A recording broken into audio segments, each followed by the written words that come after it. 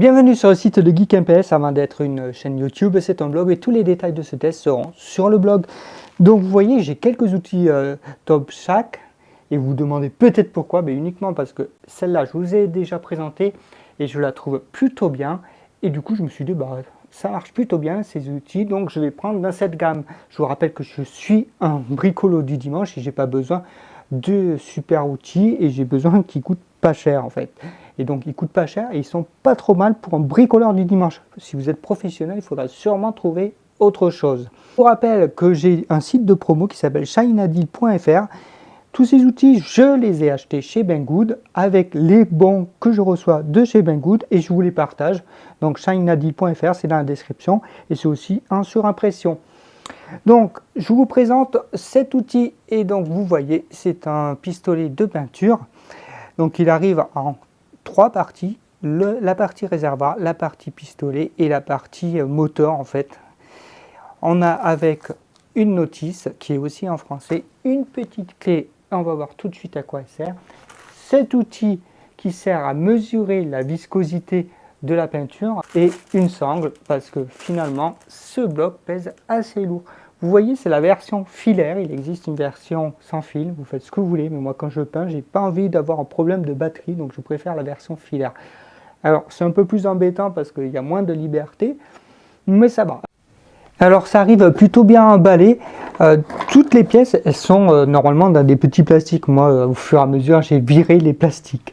Donc ça se compose en plusieurs parties, donc évidemment le réservoir de peinture, et ce qui est très intéressant avec ce réservoir de peinture c'est ça, c'est à dire que si vous devez orienter le pistolet vers l'avant, vous mettez le petit tube vers l'avant, si vous devez orienter vers l'arrière, vous mettez vers l'arrière.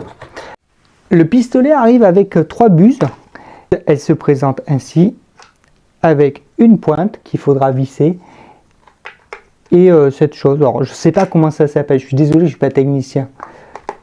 Le montage de la buse se fait, vous vissez la petite pointe qui va bien, petite clé pour bloquer, un petit tour, voilà. Ensuite vous mettez cette chose là, donc il y a des détrompeurs, on ne peut pas se tromper, hein, forcément. Alors ça vous l'orientez comme vous voulez, soit comme ça, soit comme ça, ça va faire un jet d'air qui va projeter la peinture, enfin là et là vous voyez.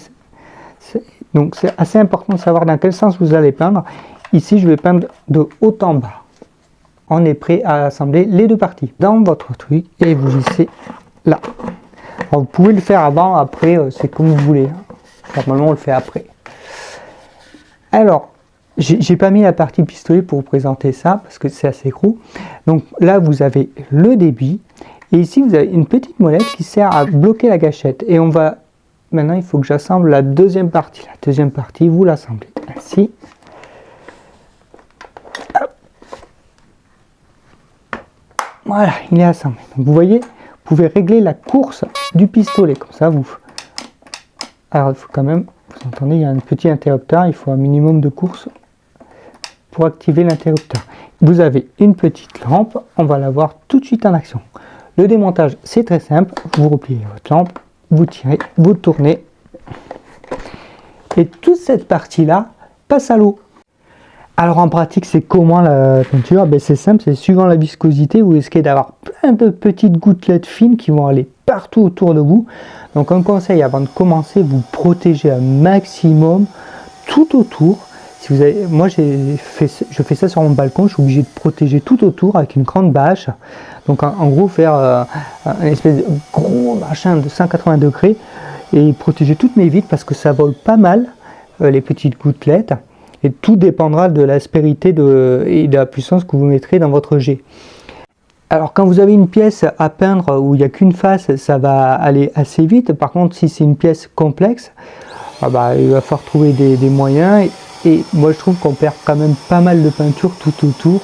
Il faut vraiment apprendre à diriger son jet et plein de petites choses que je ne connaissais pas.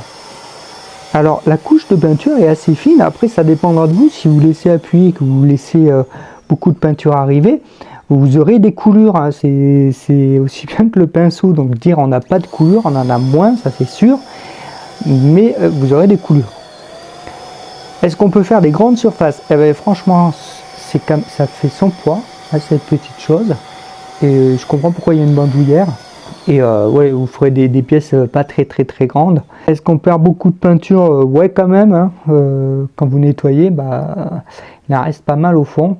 Et ça, je trouve ça un peu dommage. Mais bon, de toute façon, on a toujours des pots à finir. Donc ça, c'est pas bien dramatique. Alors j'ai essayé qu'une seule buse. Et je me suis même posé la question, mais à quoi servent les autres buses? Et franchement, je ne sais pas parce que je n'ai pas beaucoup peint avec. Ce que je vous dis, c'est très lourd. Ça demande une mise en place certaine. J'ai l'impression qu'on va plus vite avec un pinceau, mais c'est juste une impression. Par contre, c'est vrai que le travail est mieux fait avec ce genre d'outil. Vous ne ferez pas des grandes pièces, ça je l'ai déjà dit.